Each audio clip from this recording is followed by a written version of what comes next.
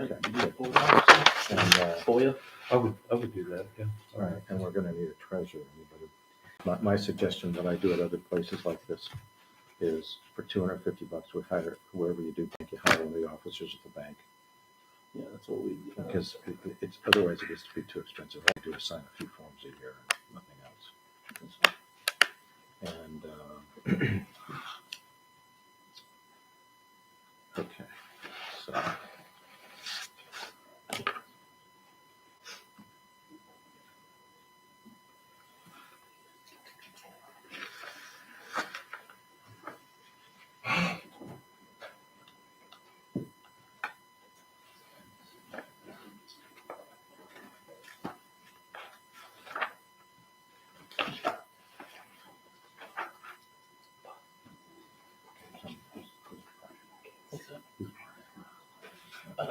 It's up here to town.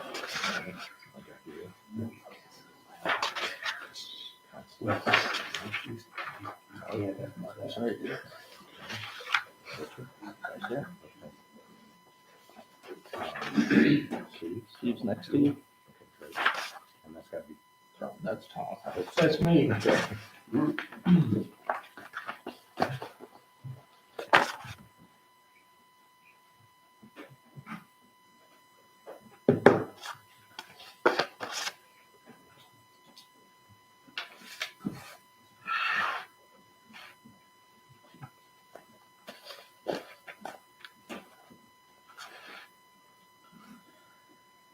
Today's May 1st, right?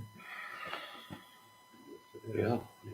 I think that's called May Day. May Day. Did you run around the maypole with it? I didn't.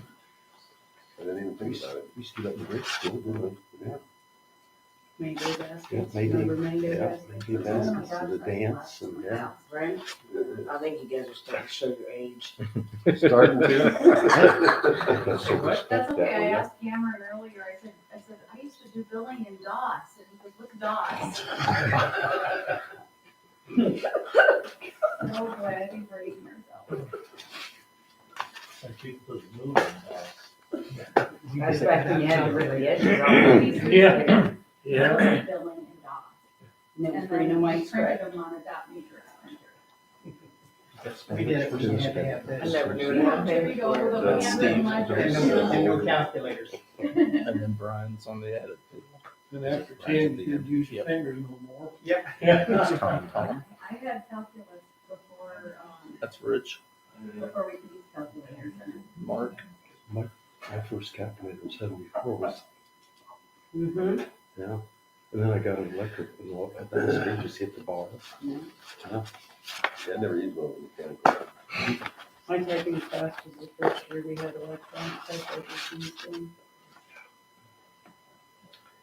I worked at an old fashioned soda fountain where it had the, you push the little round buttons Yeah. on the cash register, and yeah, that. Mhm.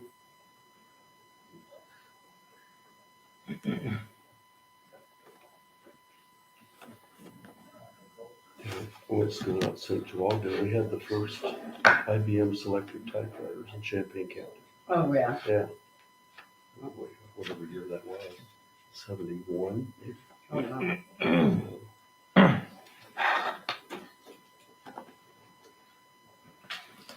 Okay, gang, I've got 7:30. Everybody ready to begin? Ready? Okay, well, welcome. To start the meeting off, I've got an oath of office. Normally, I swear in like one or two. We're going to do all of you at one time.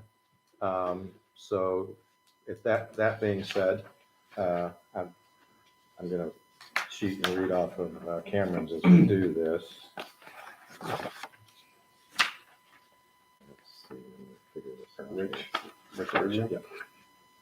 Steve. Tom. Thank you, Brian. Okay, first of all, let me explain a couple things. I'm completely socially inept. I'm name challenged. So it's going to take me a little while to work that out. So if I screw up people's names, just accept that's one of my social disabilities here. But that being said, if you guys would all raise your right hand, and instead of repeating after me, just say that I'm going to do it this way. Do hereby affirm that you'll support the Constitution of the United States and the Constitution of the State of Illinois, and you'll faithfully discharge the duties of the office of the Sangamon Valley Public Water District Board of Trustees to the best of your ability. Perfect. You all have a oath of office in front of you. If you would sign that, I'll take it back, I'll notarize it, I'll file it for you, and I'll send you a letter with your file stamped copy. So you are now officially sworn in and board members of the district.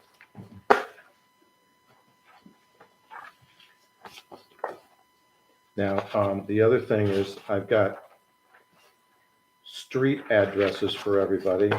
I don't have phone numbers. And I don't think, when I talked to Sonia earlier today, we didn't have phone numbers for everybody, so. Just at Constance.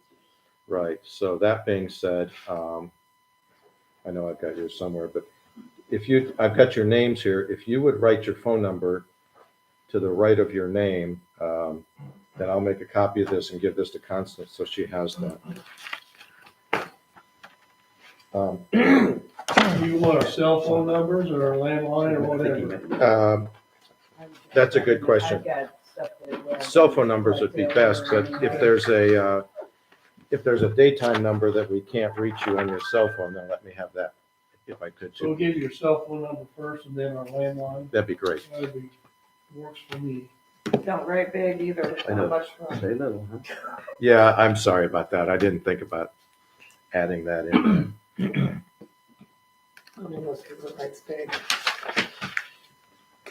Just real quick, if the new board members will stick around for just a moment after the meeting, I've got, your exciting about email addresses and temporary passwords, everything on little slips of paper for you. And then, I've just got a contact information sheet that I will go to verify and just put your phone number on those. And those Sangamon Valley email addresses, let me encourage you to use them, okay? So just a little history with me. I represent lots of units of local government. This is the third sanitary district I represent. I represent multiple villages, towns, cities, libraries, fire protection districts, park districts. I don't represent any schools. That's about the only unit of local government I don't represent. But so you want to use the Sangamon Valley email address, because if you choose to do email on your personal or work email and somebody sends us a FOIA request and it gets all screwed up and we end up in court, your personal computer is going into a courtroom somewhere. But if you're using the Sangamon Valley email address, we don't have that problem. So I had a guy at the Decatur Park District that worked at ADM, and he just insisted on using his ADM email till I explained to him the ADM officials aren't going to be happy when the sheriff walks in and takes your computer one day. Would you please use the email? So now he uses the Park District email. I got us a little off the agenda, and I'm going to get us back to it in a minute. The district is part of the Rural Water District, and I looked on their website, but I had a full court press all day. So I didn't get a chance to see if they have any conferences for newly elected officials. I'll do that and get a letter out to you. What I did do was make a copy of the Illinois Municipal Guide.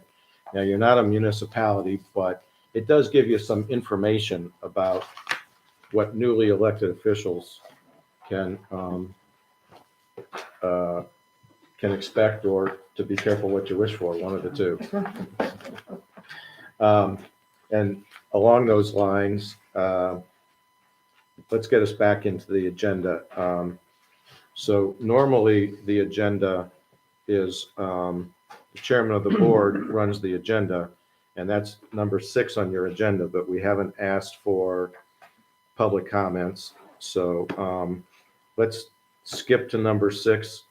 Let's take care of your election for the chairman of the board and vice chairman of the board. And then we'll turn it over to the chairman, and we'll just kind of work through this first agenda. So we can do the chairman of the board a couple of different ways.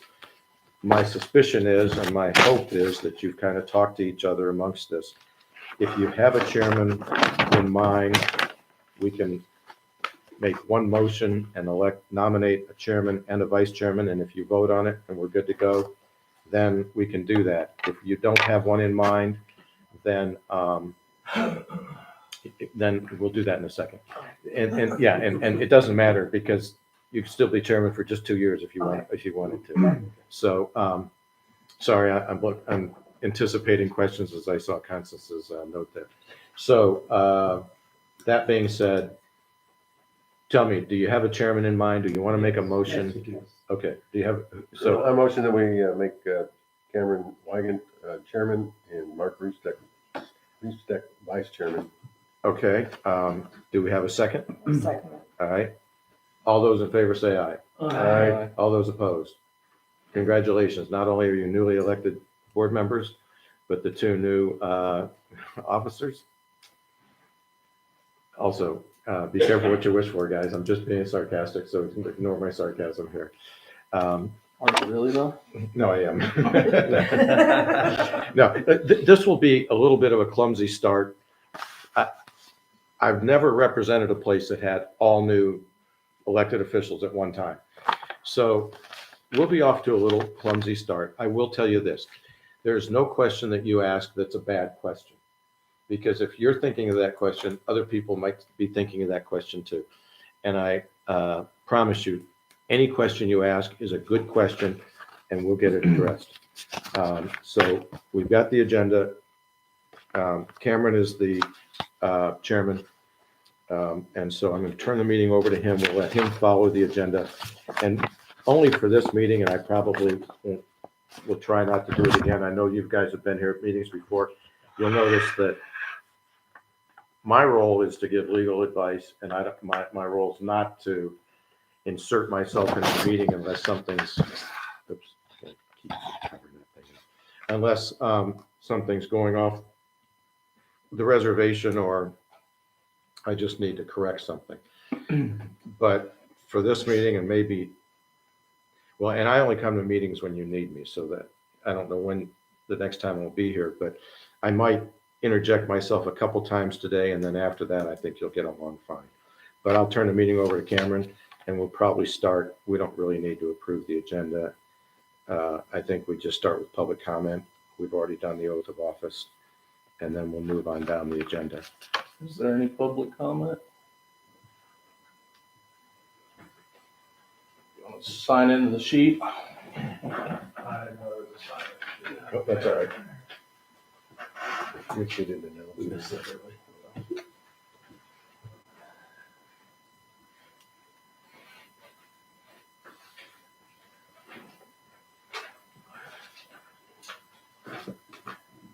Okay, my public comment is going to be generally directed at the Viola contract that the previous board approved.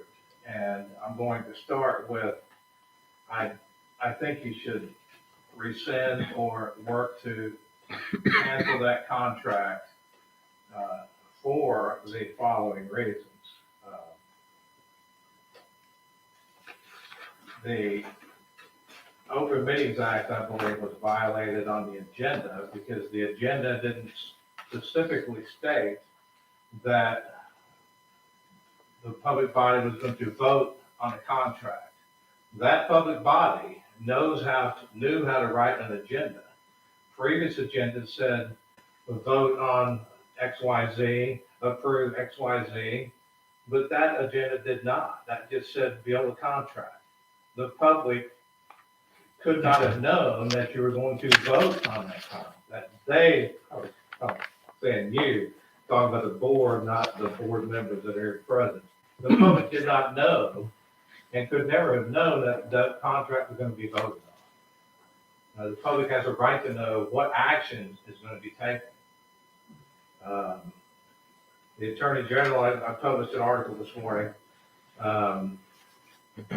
Section 2.02C, the agenda required shall set forth the general subject matter of any resolution or ordinance that will be subject to the final action of the meeting.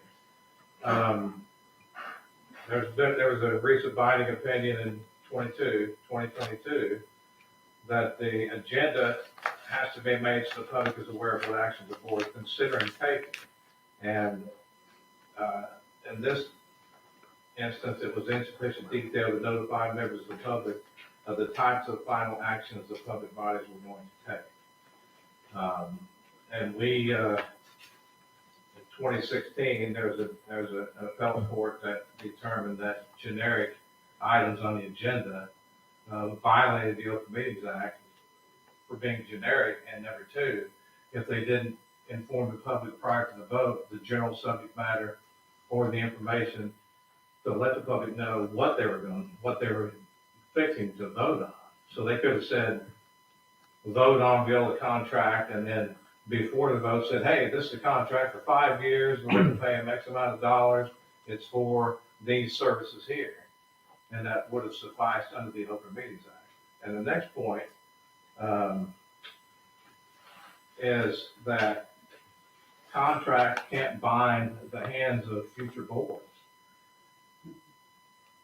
That was back in Milliken versus Edgar County, I think in the 40s or 50s, maybe in the 1800s, I can't remember. But that's a Supreme Court precedent, and it still stands good today.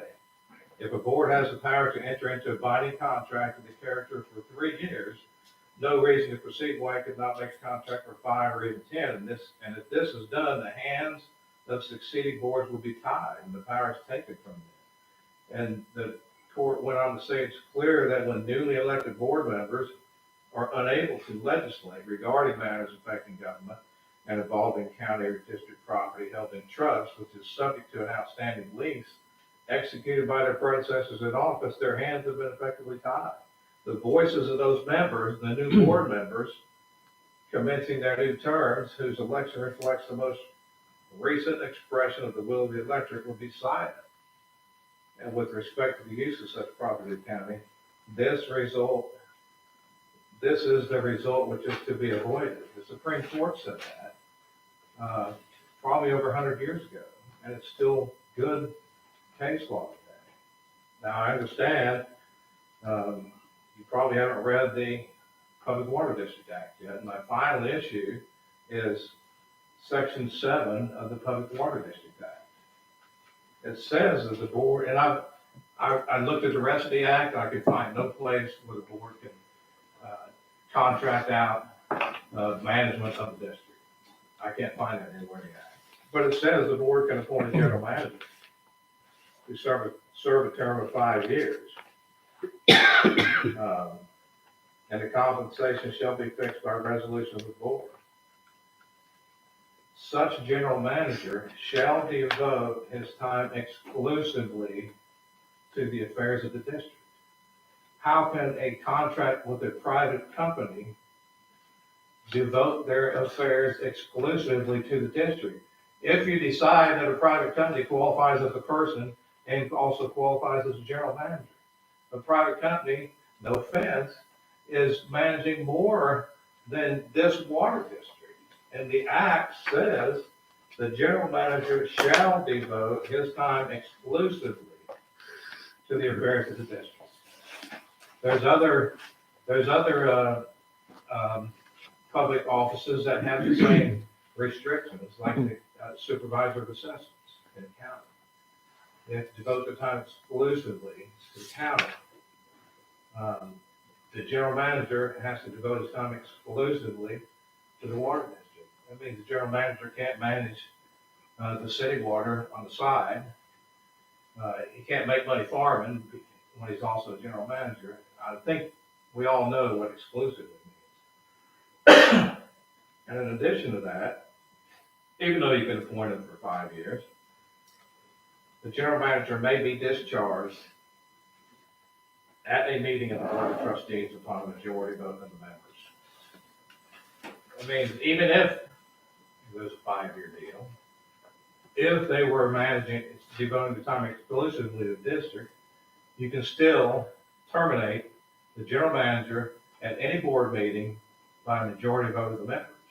Several years ago, that was a unanimous vote of the members. We lobbied to get that changed because of what happened in Edgar County. And it was changed to a majority of the members. So I ask you to look at the Water District Act, and look at the case law. Well, first, I asked you to get a different attorney. No offense, Mr. Flynn, but Oh, no, we've been down this path before. if somebody, I do take offense to it, well, but you know, the last time I was in court with you guys, you had that issue with me in, down in, what county were we in? Shelby County, and I prevailed there too, Well, you so wasn't- I do take offense to it. you So wasn't- don't sit here and say, no offense, Mr. Flynn. It's you wasn't- perfectly you personal. wasn't in court with me, Yeah. or with the Edgar County Watchdog. Yeah, I was. This is not your meeting. Why are you speaking? So I would suggest you terminate the attorney because I'm assuming he assisted in creating this contract that is probably invalid because you can't contract out your general manager position. They're not exclusively devoting their time to the district. And you can also terminate the general manager at any meeting. So please get another attorney. That's all I have. Thank you. You didn't introduce yourself. Why don't you tell us your name?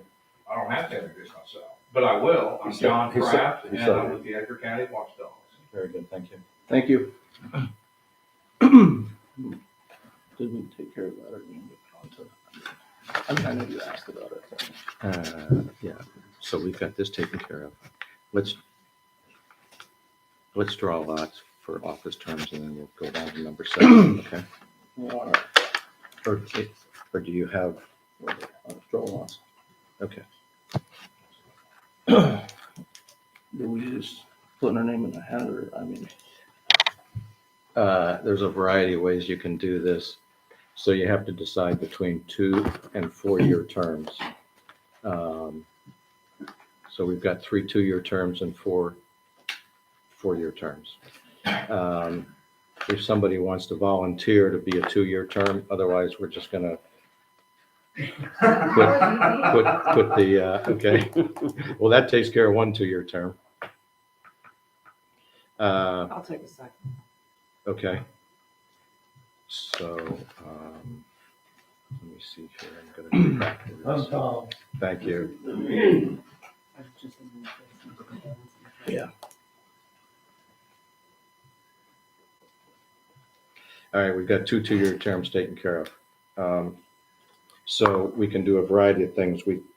If somebody has a hat and the gentleman with the Under Armour hat wants to donate it. Wait a minute, wait a minute, wait a minute. I'll just do the, His wife's beard, oh, not right. What's that? No. Selling of feet, you'll use your hat for that, I'll just do the 2-year. Okay. Rich Erdman. taking Right. pictures of your feet Take pictures of my feet with your hat. with my hat. You don't remember our first conversation then, huh? I asked you about your truck. Oh, now I remember. No, we're good. Okay, so the 4-year terms are Cameron, Steve, Brian, and Mark, and the 2-year terms are Constance, Tom, Rich, sorry, I had it written down, it's just skipped over. All right, now, we've got to appoint a board secretary, treasurer, and FOIA officer. The treasurer,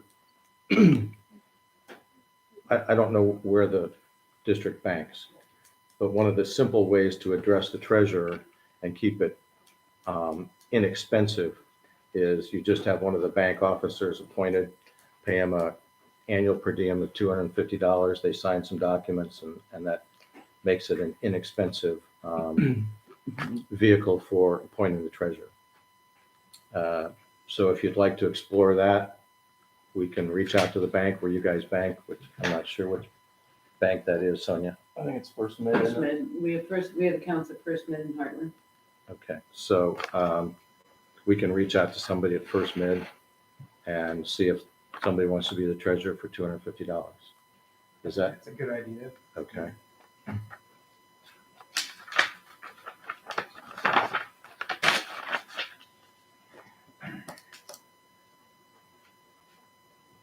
I know some bank officers at First Mid. I'll reach out to them and send emails out to everybody.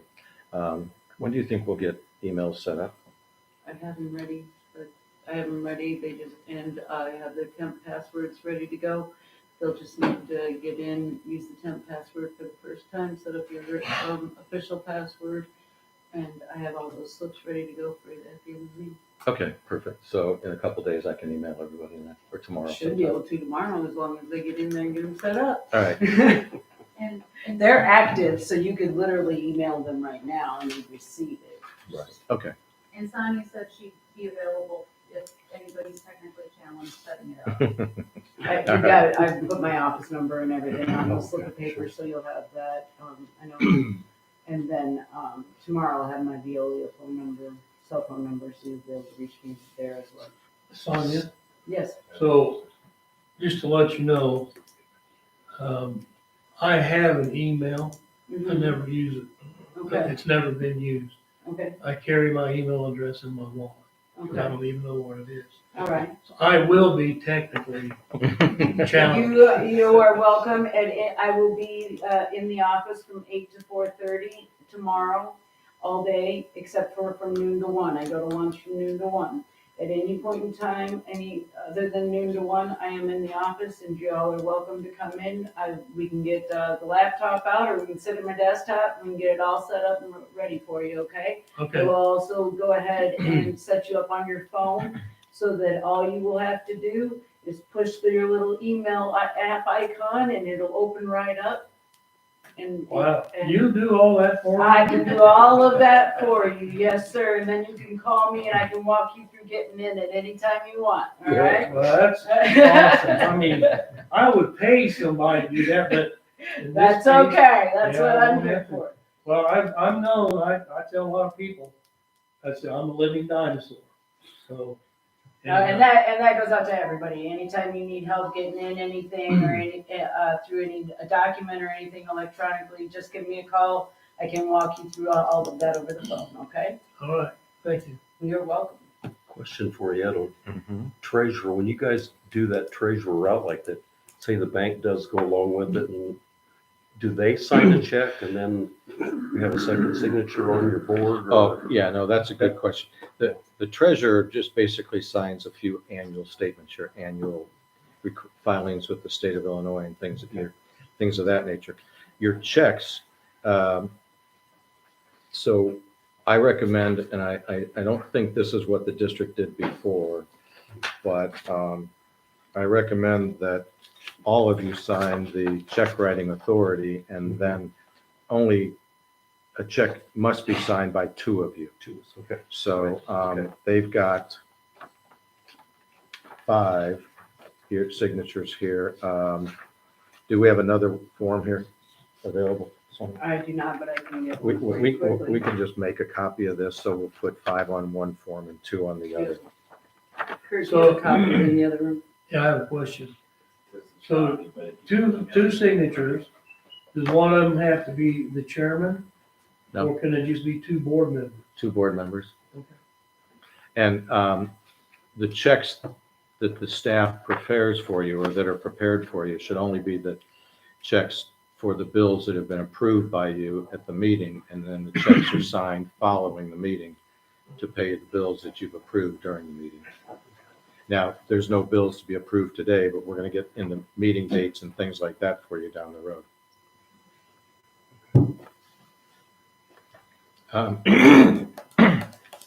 So you've got the treasurer with to be determined, and I'll figure that out with the bank for you.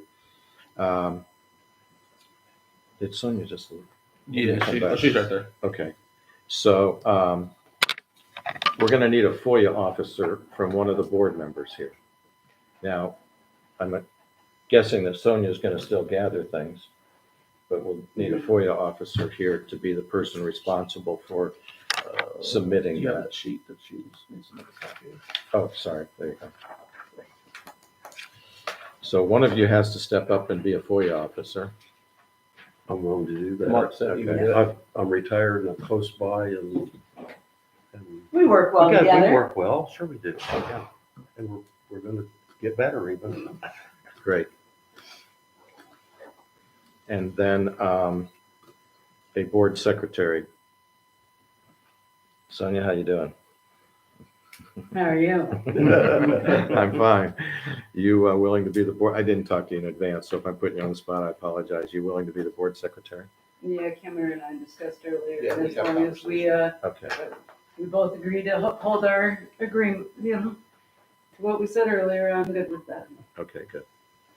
All right, so I need for somebody to make a motion to approve Mark as the FOIA officer, board secretary to be Sonia, and the treasurer to be determined. I second. First, okay. I'll second. All right. And I'm kind of doing Sonia's job here, but that's okay. All those in favor say aye. Aye. Okay, anybody opposed? Perfect.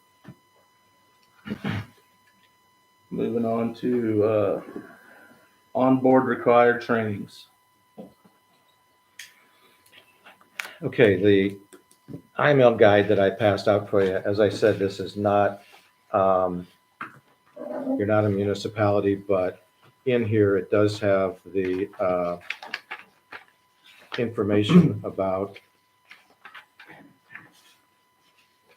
the Open Meetings Act and the Freedom of Information Act. The Open Meetings Act has a website with the state of Illinois that you've got to go on and take the test. If you're not, under no circumstances would I be insulting to somebody, but we've already had one admission of somebody that was being a dinosaur. So if you, In case you missed it, I was just gonna say, at any point in time, if we would all like to set up a schedule, we can meet in here. We can do this training right here on the computer. And that way, if anybody has any questions, I've gone through it twice. Or you're welcome to come in and meet with me individually, and we can do that as well. It's whatever everybody's comfortable with. I got mine done for the Open Meetings Act. Do I oh, just need to- perfect. Yeah. Can we just give this to Yep. Sonia to put in the No file? problem. So I'd like everybody to get that Open Meetings Act training done. Well, the FOIA only needs to be done by the FOIA officer, doesn't it? But if you can get that open meetings work done in the next 30 days, you'll get a certificate and we'll put it in a file here for you. That'll be great. I've tried to get on that a couple times. I haven't been able to get onto it yet. For the, you're talking open meeting. Act. Yeah, I know that website has had some issues with the state of Illinois. I think what I ended up having to do is I Googled Opens Meetings Act, and I actually went to a third-party place that said it takes you to it. So I clicked on the third-party place, and it took me to the Attorney General's website, but it actually looked a little different than when I went to the Attorney General's site directly. And then I followed the directions on the third party where you have to go up and you have to go in and register. So that's up at the top right-hand corner. You have to go up and register, and then up towards the top left-hand corner is once you register, then you can go on Open Meetings Act or something, training, go to training, I think it is. And then in there. Mr. Johnson, if you wanna come in and just sit down. I was gonna say, is there anything any simpler? Well, if you're gonna come in for your email, maybe you just. I was gonna say, Yeah. we'll just get it all done at one But time. this is 101 pages. We'll just play it about half a It takes day a or while. So those are some requirements for you as a office, as elected officials. So I'll turn it back over to you. I made a motion to move on from that. Just move on. Just move on. Well, what about the other trainings here? You're not gonna touch on those, or? Well, the sexual harassment training is by ordinance. It's by Illinois state law as well. I mean, where, are we doing that as a group? Or what? That might be more of a challenge to get it done as a group. If you just see Sonia, I think she can get you through those I can two get you through trainings. Through both of those? Mhm. And I don't know, not ethics, I guess I had a question, and I don't know if this is a place for it, but when he was speaking, when Mr. Kraft was speaking, I actually had a question for him, but is it correct that we're not supposed to respond to Questions people- from the public? Yes. Yeah, well, Or statements from the public? ideally, the things that he had to say Well, I'm include, not talking about what he said, I'm just saying, I'm asking what is our responsibility oh, from that? to simply take those comments, look into them, and address them in a But later. not to ask a question or, There's no need to address them tonight, no. or that person, if you have a question of what he's stating. It's or- entirely, at that point, it's entirely the pleasure of the board, It whatever is, you'd like okay, to do. all right. Okay. I just wanted to know if it was the state Supreme Court or the federal Supreme Court on that Okay. day. State Supreme Court. You wanna do the meeting schedule and dates before we do Donahue? Sure. Moving on to meeting schedule and dates. I think we had all discussed, possibly moving meetings, or is it, do we wanna move the meetings from Mondays at 3:30 to a different day, or? Yes. Yeah, Just about any day would work for me, but as far as the time, 5:30, 6 o'clock is fine with me. I just think 7:30 is a little late. But, you know, we're gonna discuss it here. I think we kind of discussed maybe moving to Tuesdays at 5:30. Tuesday at 5:30, is that fine with everybody? No. And that was like What, the fourth. It'd be the fourth Tuesday. I make a motion, we move the meetings to the fourth Tuesday of the month at 5:30 PM. To be held here, right? To be To held be here. held here in the boardroom. everyone in favor say aye? Need a second, Aye. don't Oh, I'm sorry, a second. I thought, second. we? Sorry. Second. Aye. Now, if I'm not out of place, did we say something about meeting again in between this meeting and the fourth? No? Okay. I will draw that. So Sonia, you'll need to send out a summary of the meeting dates and times to the local media. Mhm. Didn't we discuss too, to go ahead and move the May 22nd to the 23rd? Well, that would be the Meeting. fourth Tuesday. Yeah, I mean, we've got time to do that yet to notify the public, right? Yeah, oh yeah, no, you've got plenty of time, so. Yeah. Uh, When it's on the 22nd, we talked about moving it to Tuesday. the Well, yeah, 23rd, because 5:30. what Sonia's gonna do is get out an email. So you're setting your meeting dates for your year of May through April. So your first meeting will be May Oh, okay. 23rd Okay, okay. at 5:30. Yeah, okay. Hmm. Right, yeah. So I need to send that through April, I'm sorry. through April of 2024, I need to have Yes. it sent, or, okay. And copy me on that so I can take a quick look at it for you, okay, so. I'll send it to you for approval first. Okay, great.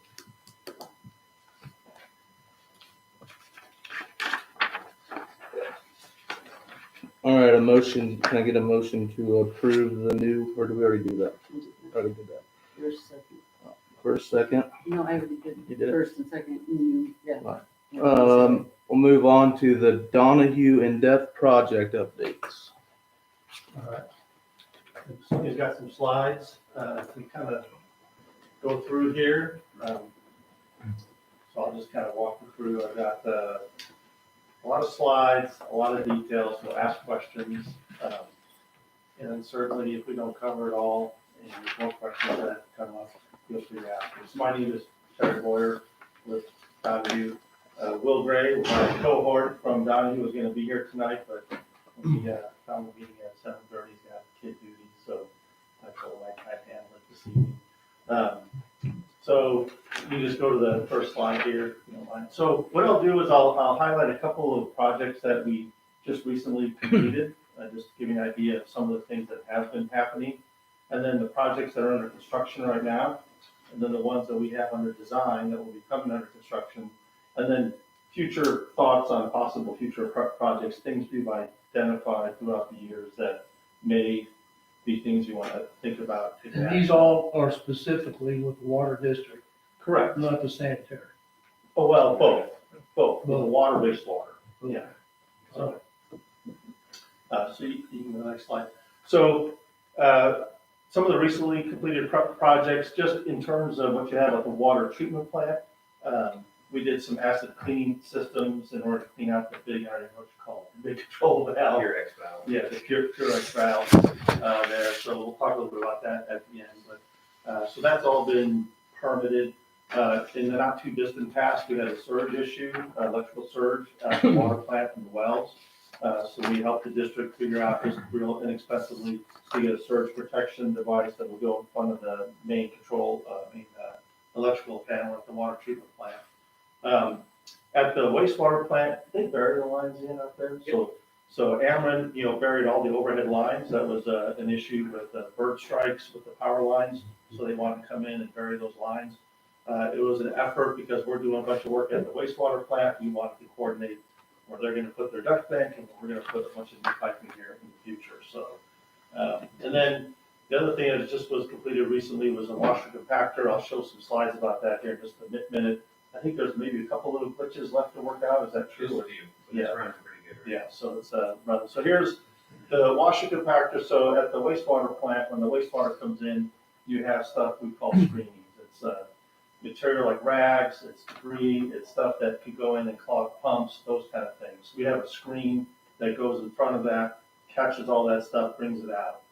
What you used to have here was just a way to go into some containers to hold it. Because it was so wet, the guys had to bag it in plastic bags, otherwise the disposal company wouldn't take it. So it was a big health and safety concern. So what we did is we went ahead and worked with the district and ordered the washer compactor because it was going to take 3-4 months to get it here. And once it got here, local contractors came in and set it up for the district. So as well as the vendor. You go to the next slide. So that's the installation was completed. I think it was around February timeframe, right? And then Yep, March 10th it went online. okay, so it's in place now. So now what that does, it takes the screening material, kind of pushes the water out of it, drops it into a container, and now the disposal company doesn't have an issue with taking it to the landfill. So it's still damp a little bit.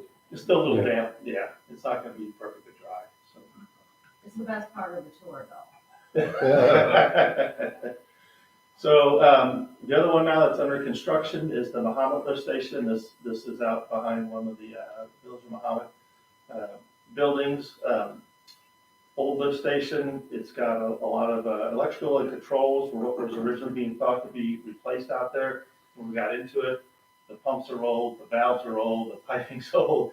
So we did the whole replacement out there. So that we have a contractor on board. And contract. We go to the next slide.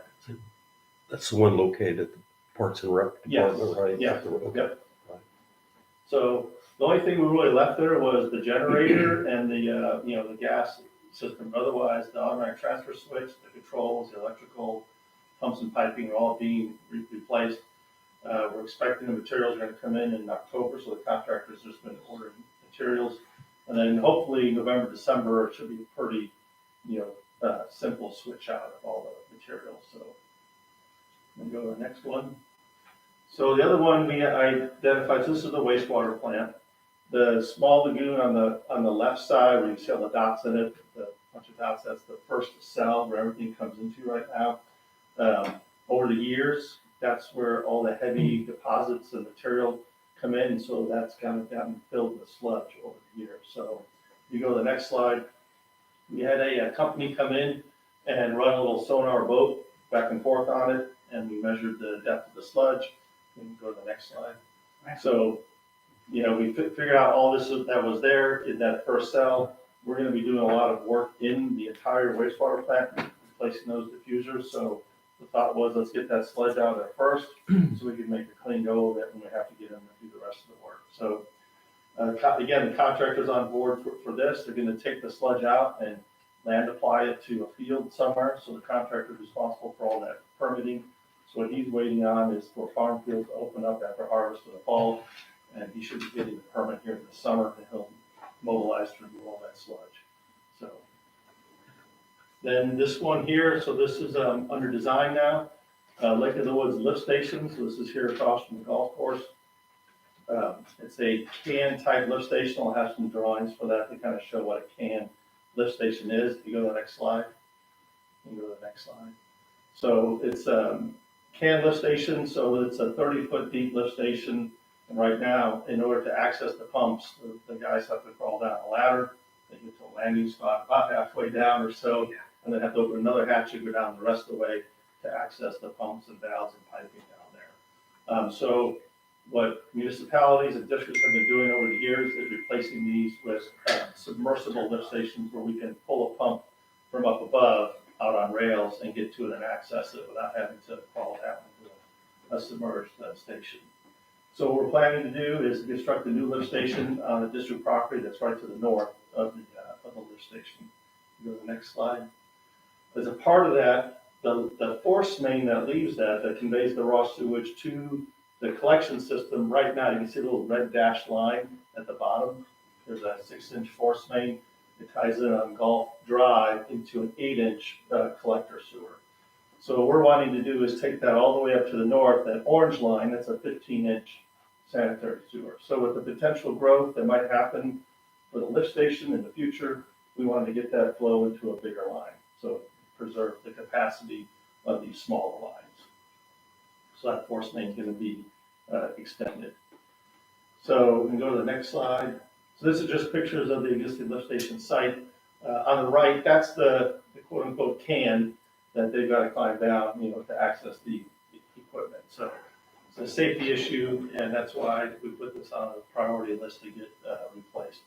It's an IDP loan project, so I'll talk about how the loan process is working on a later slide. But this is about a $1.4 million effort. Go to the next slide. So this is just a section view of what's there now, can lift station. It is not to scale. It doesn't look like it's that, it's not that deep, come on. But it's 30-foot deep. So just a depiction of, these were pretty popular back in the 60s to put these in.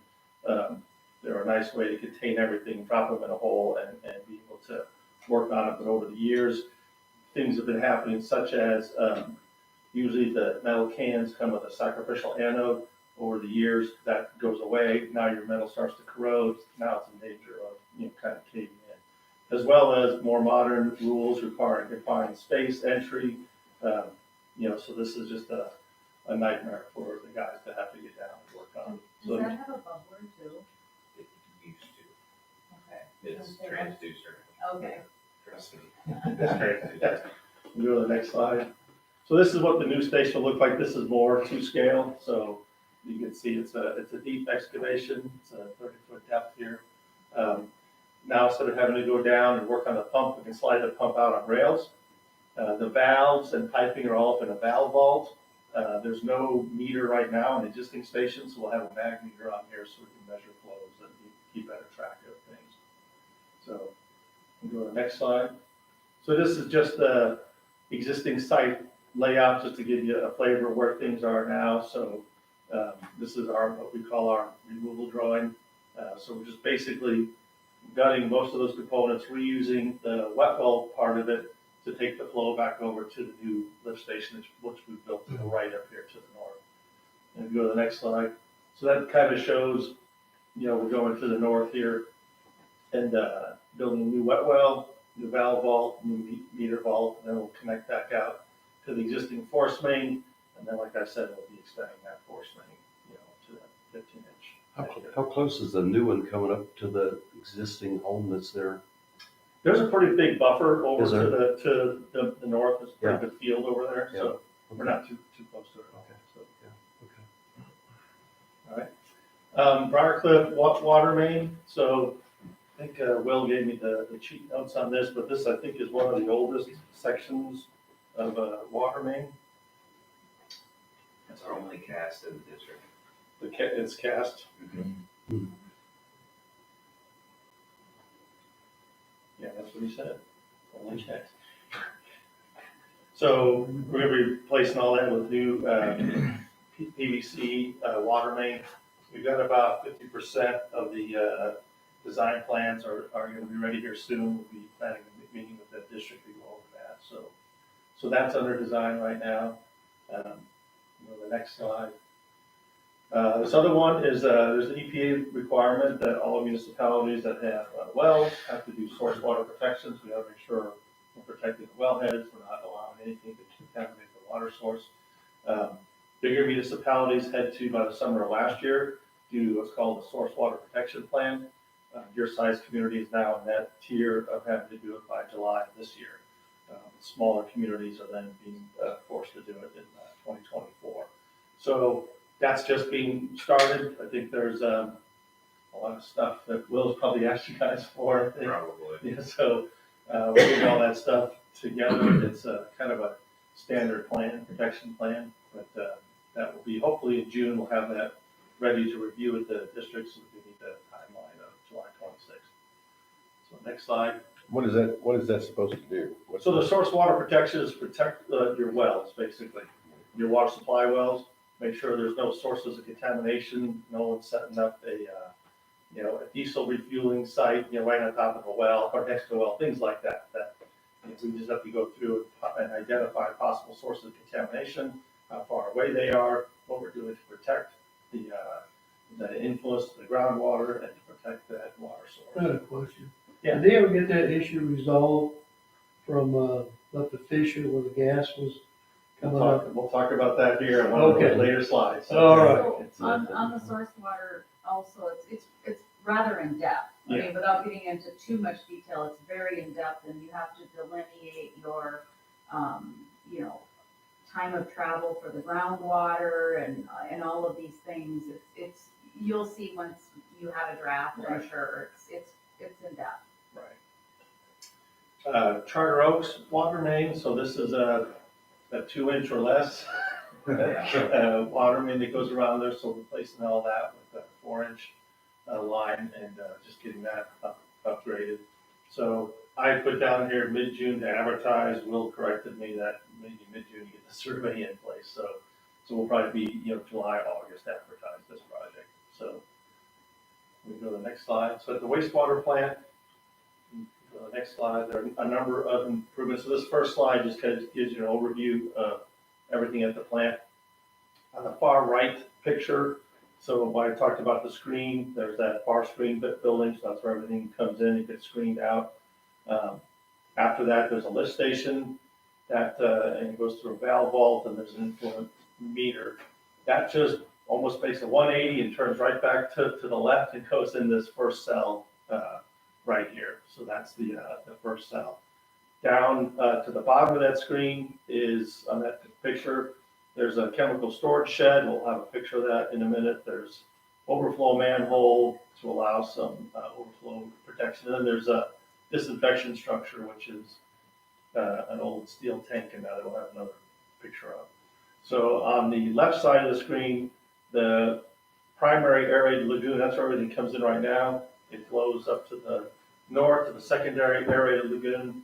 There's a valve structure that allows it out to the intermediate lift station, which pumps it back down to the polishing lagoon. When you have really wet weather events, that pond up there to the north, that excess flow lagoon, holds water and keeps it from overflowing.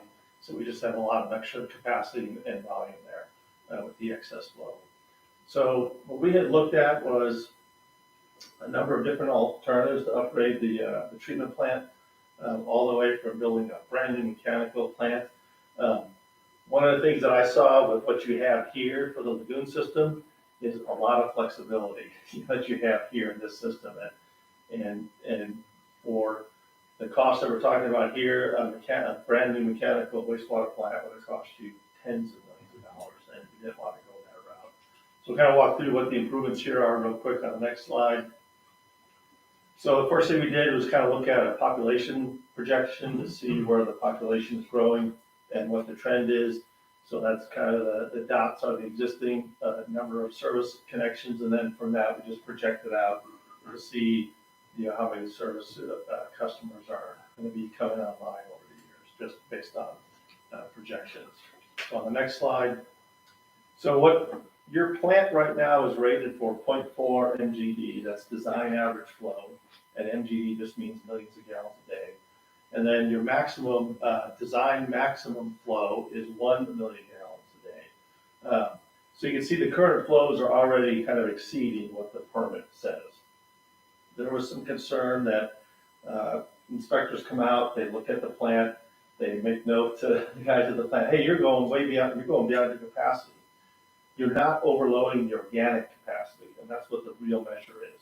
So we looked at the organic capacity, and I believe we're at like 60 or 70% on the daily average load for organic capacity. So you have plenty of organic capacity. So that helped drive some of our thinking on decisions or the alternatives we're gonna look at and why I wanted to keep using your lagoon, because you have plenty of capacity. And then these are just the projected flows of where we needed to get to. So when we did all of our design work, we designed for the future 0.8 million gallons a day for design average flow and 2 for the daily max flow. So we did all the design work for it. So we're set up for the future. We're set up for the next 20 years or better. So if you go to the next slide, so this is just the kind of the overall process flow diagram. I promise there won't be a quiz after this. So, but just that kind of shows it in block form, you know, what we just looked at on the picture. So I won't go through this in detail.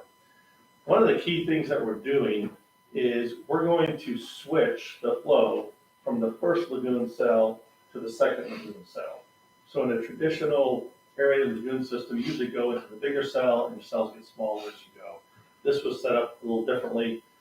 Maybe just for geography of how the influent came in and how the lagoons were set up.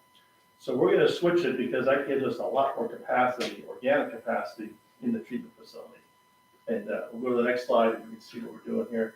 So we looked at your organic loading. So BOD 5 is just a measure of the organic strength of the wastewater. So that stands for biological oxygen demand. The capacity of the first lagoon is rated at 907 pounds of BOD per day. You see the green line is the projected loading, and around 2034 is when you start to exceed that capacity. So looking at here, when we get up to the 850 mark or so, or 820 mark or so, you know, we'll have to be thinking about, you know, what do we do to tell IEPA what we want to do for increasing the rate capacity of the treatment plant. But for right now, we have this window of opportunity, this 9 years or so of, or 11 years, I guess. Well, maybe not 9 years. It could be by the time you have to start talking EPA. So the capacity then will change from 907 pounds of BOD per day to the 2178 pounds of BOD per day. So we have a lot of flexibility in the existing system to meet capacity concerns without having to build a brand new mechanical plant. We go to the next slide. So this is the disinfection tank. It's out there right now, current contact tank, an old steel tank. And I don't think it's, what's that? Oh yeah, and your stellar employees. Yeah. So this is one area, we're gonna replace this with a concrete tank that's actually designed for disinfection. So this is, in my mind, too big, too long, you know, it doesn't really, yeah, it's not ideal for the disinfection requirements. Have you looked at UV at all? Beg your pardon? Did you look at UV at all? We did not, just because of the nature of the lagoon system and with the lagoon exception they have on the CSS limits that, you know, it didn't seem like it would get off or anything. Yeah. Go to the next slide. So part of the other thing that's here is there's a chemical building right now that houses the hypochlorite, sodium bisulfite. I think that's all that's in there. And this is built over an old vault of an incoming line that comes into the plant. So it's just a fiberglass shed stuck over an old concrete tank, slab that's there, and it's got that lid there. We're going to move this into a new building and with the safety showers and the safety requirements that are code related now, and just get rid of this system. We're gonna demolish or replace the pipe that's going through the vault, and then fill the vault in and abandon it as far as, you know, anybody having to be able to access that hatch or anything, because there's nothing down there anymore. So go to the next slide. So just, this is just the list. So part of what we're doing, you saw when you looked at the screen slides, that screen building is not code compliant, and it's kind of a nightmare. So we're gonna replace the entire building. We're gonna keep the screen that's there and the structure below it. we're just gonna build a new building around the screen. We're gonna upgrade the raw inflow pump station, so we're gonna put new pumps in that'll be rated for the new capacity of the treatment plant. As I mentioned, we're gonna reverse the flow between the first and second lagoons, so we get you a lot more capacity for that organic capacity. All new diffusers at the bottom of the lagoon, new blowers. The intermediate pump station is, there's one pump in there now, so we're gonna make it a duplex pump station. It's got a really funky access hatch that you go down a little bit and you access another hatch to try to get down to it. So we're gonna remove all that and make it much easier for staff to be able to get into that pump station and to remove those pumps. One of the things with the excess flow, during the summer months, maybe about August, September, you have very little discharge from the plant. So the excess flow system sits without a whole lot of movement. So we're actually putting in recycle lines to pull that flow back to the head end of the plant so we can recycle it and keep the odors down. And I believe we've added aeration to that as well. So we've got an aeration line that'll go to that. So we're gonna help, alleviate any odors that become an issue during the summer months when it's just all stagnant out there. We don't have enough flow to flow in and through. As I mentioned, new chemical feed building, they're replacing disinfection structure. And so that's about a $7 million price tag, and that's a part of the IEP SRF loan that we have going on right now as well. So if you go to the next slide. So the wastewater treatment plant and the Lake of the Woods lift station are both SRF loans. So all that means it's a revolving fund loan. For the district, I think that's about a 1.1 or 1.2% interest rate for 20 years. The construction permits are approved. The project planning is approved. So that's there's a deadline end of March. We did do a whole bunch of stuff to get project plan approval. What EPA is doing now is they're creating what they call their intended use plan. So it's the list of all the communities that are getting loans. In any given year, IEPA they have roughly 800 or 900 million dollars worth of loan dollars to loan out. They will get 1.6 to 1.8 billion dollars worth of requests. So we think that you guys will be in good shape to get on the intended use plan. We have demonstrated readiness to proceed with getting construction permits, getting the project planning approved. So we're in really good shape. We'll just have to see how they rank us, for that intended use plan. So, like the lagoon system, you said that will carry it for like another 20 years. Is that what you're? Right. So pretty much when the loan's up, it's about Right. time to Yeah, redo it so depending on when we have to think about revising the capacity, so we'll have to wait and see how organic loading, impacts and over time. If we get where we're seeing that trend, get to 2028, 2030, and we think, okay, we're looking like we're gonna get to 85% of our capacity, then we'll have to have a discussion with EPA and see where we go. In order to increase the capacity, things will change on the permit. Key thing being ammonia and phosphorus. And the plan for ammonia is pretty simple.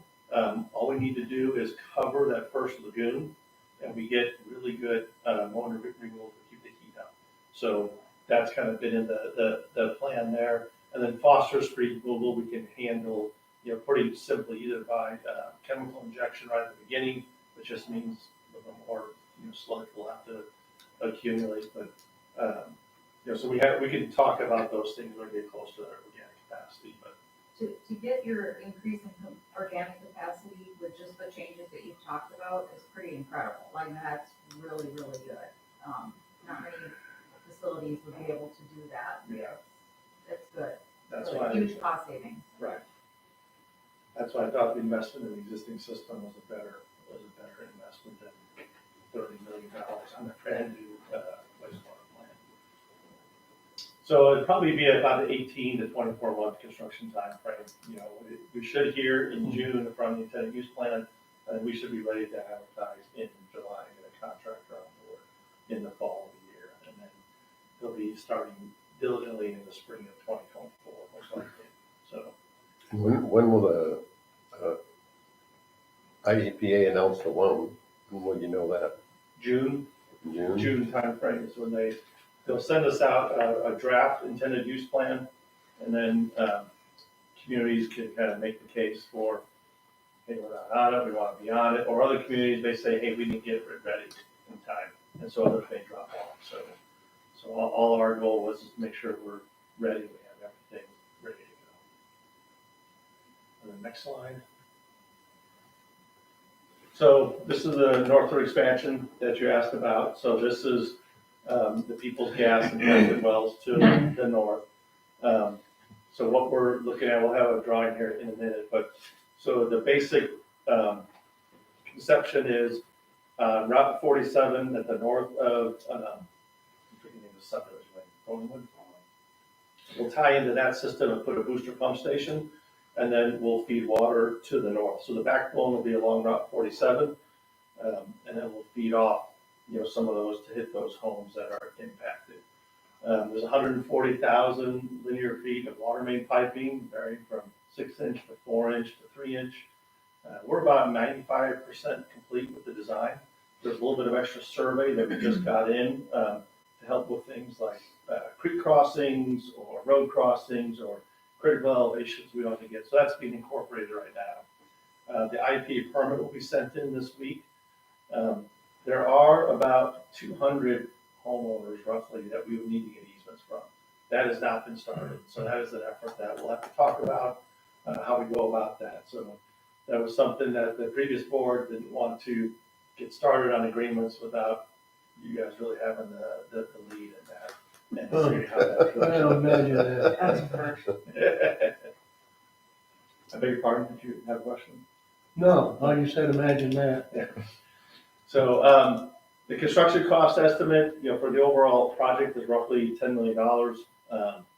There's a first phase plan, of $3.8 million, which would be the pump station, and then the backbone line of Route 47 without feeding off to everybody, but just get the critical homes that are, have the gas impacted wells. So, Is this like some of the states covering this, right? So the design dollars are covered by the county, so it's county ARPA funds for the design.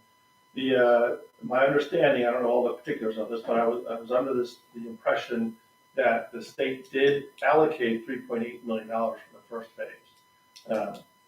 But I don't know where that stands. It sounds like it was allocated, but it wasn't appropriated. So I don't know exactly, Okay. all those political things that happen with that. So we can go to the next slide.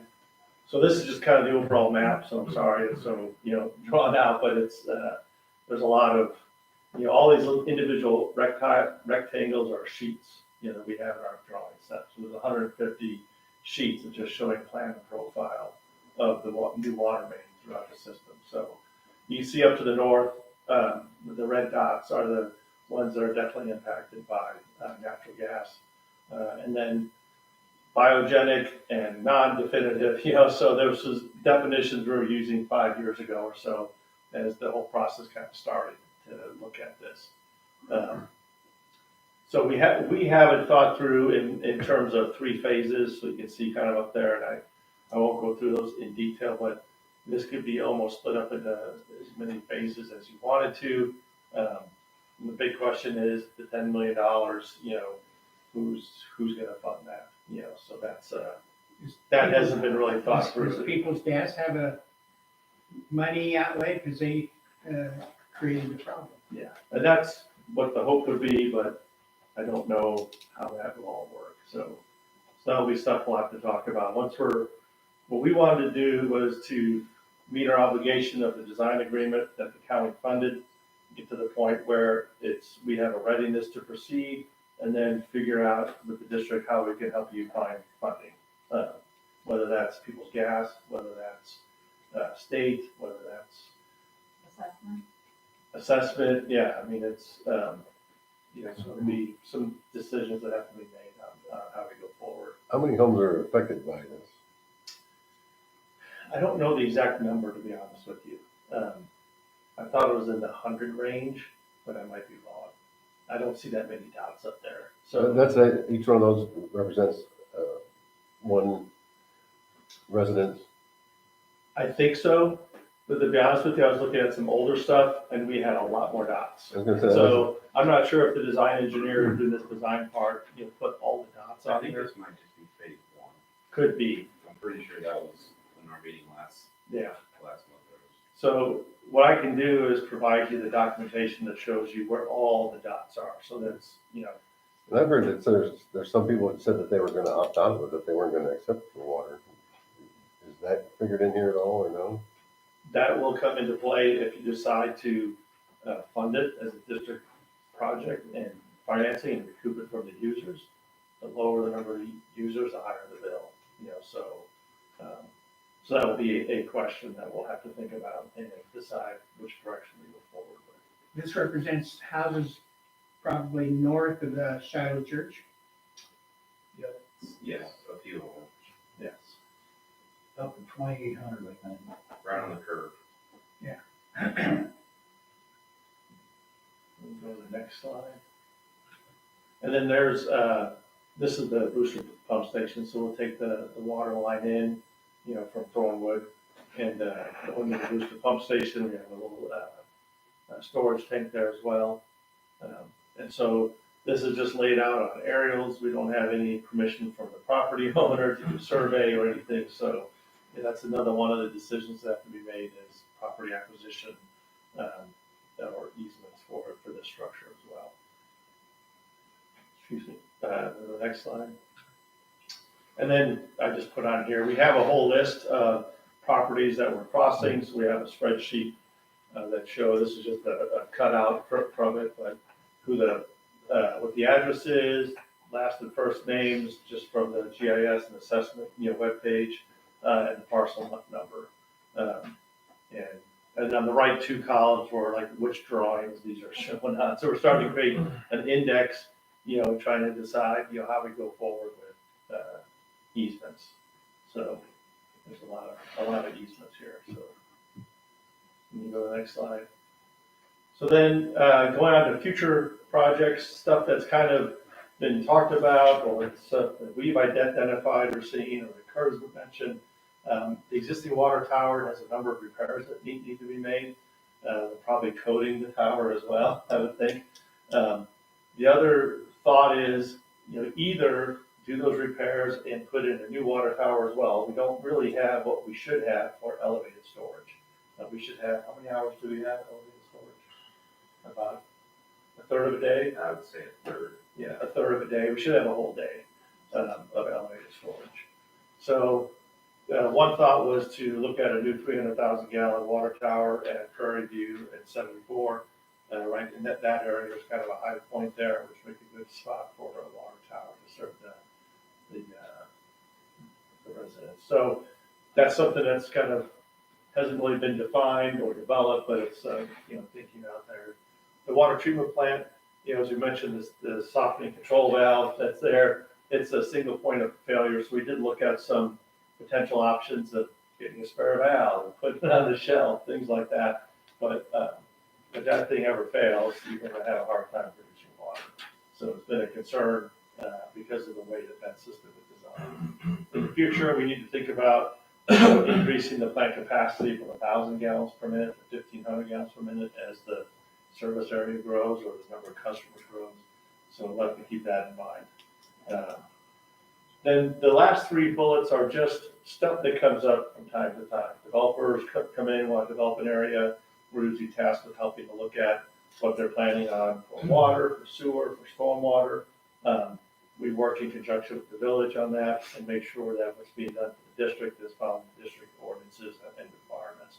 So that's just on an as-needed basis. The developer will come in and he'll task us with looking at the development and making sure that it's meeting the requirements.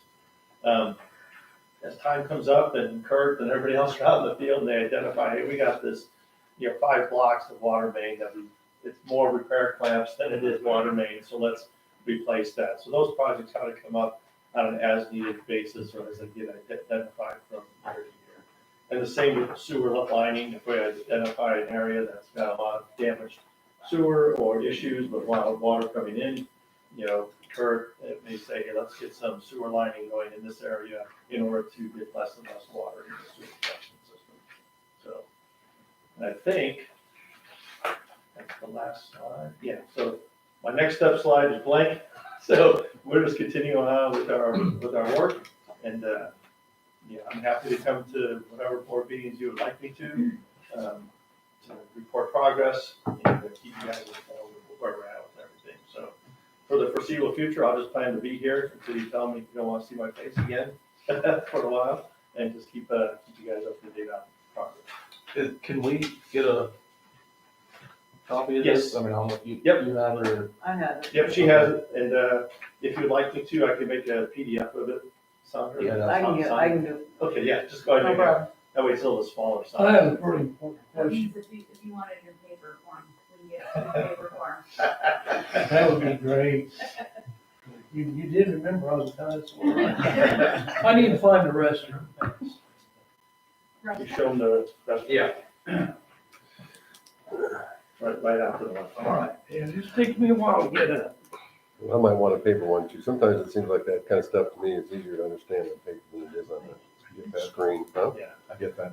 so like that control Okay. valve that you said, is Yeah. that like something that you said if it fails, So what it you're is. kind of done for? Yeah, so the water softener system, there's one control valve that sits in the middle of all the water softeners that feeds, brine through it, that feeds water through it, and it's kind of an in and out valve. So part of what we've been doing over the years is doing acid cleaning, additional acid cleaning systems. So some of it was done on part of the district, some of it we convinced the vendors you need to come in and do this. So it's the calcification of it, or the buildup in it, that could become a problem. So it's kind of the first thing when I started working at Donahue and I got the first tour through the plant and saw that one thing. My first thought was that is a single point of failure, and I hate to see those things in a structure or a facility that's critical mission to supply water. So, but it is what it is, and we're doing our workarounds. We have a couple memos that we looked at. What can we do? Can we replace it? We don't want to change the whole system. That'll be super expensive. But maybe a spare valve. Or how fast can we get a valve from the vendor if it does have an issue for replacement? So those are the kinds of things that we looked at in the past. How much does one of those usually cost? I mean, is Instead it- of $100,000 for the I valve. think it was a few years ago, it was Yeah. 100 grand, Yeah, so current pricing. yeah. And it's not, Probably, yeah. Probably more. it's not a crazy high-tech piece of equipment, it's just a big poly circle, big, yeah. A it's- bunch of different ports in and out. Yeah, all the way. it's decent. If it failed, how long would it take to change it? We had to pull it 2 years ago, and just the process to pull it, setting up with an engineer to actually set the rig, I think took almost a month just to pull it. But that was also the first time, we know how to do it now, but it was done with the company that makes it as well, so that's kind of what took so long. I think the company's out of Sweden.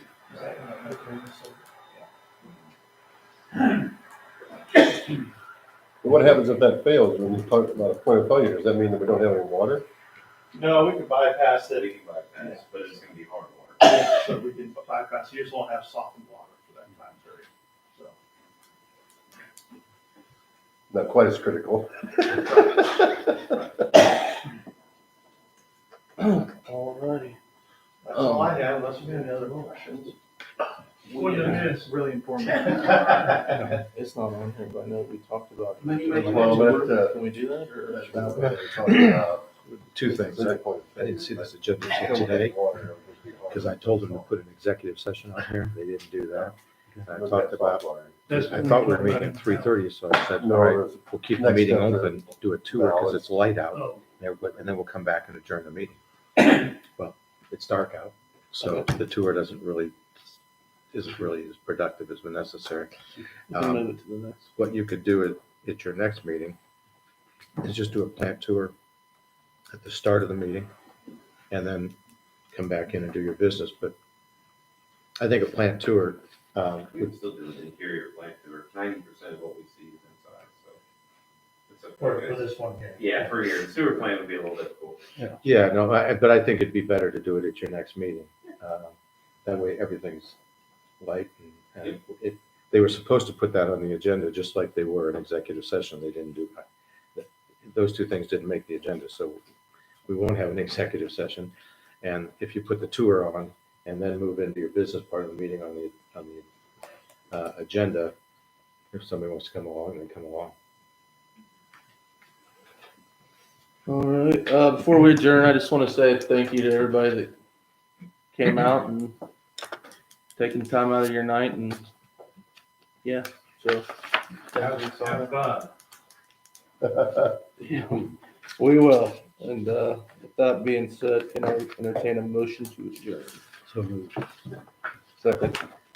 All right, adjourn. You're gonna mark it on that. Yeah. Yeah, mark it on that afterwards. Hey, Yeah.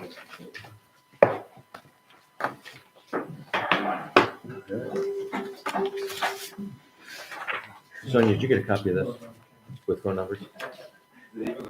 I've got a copy, I've got a section to put their phone numbers and stuff on. Oh, okay. I did. I just put the calendar I can write on it. It's not bad at remembering. State so across the street, so. Okay. I'll check it. Waste of time. Yeah.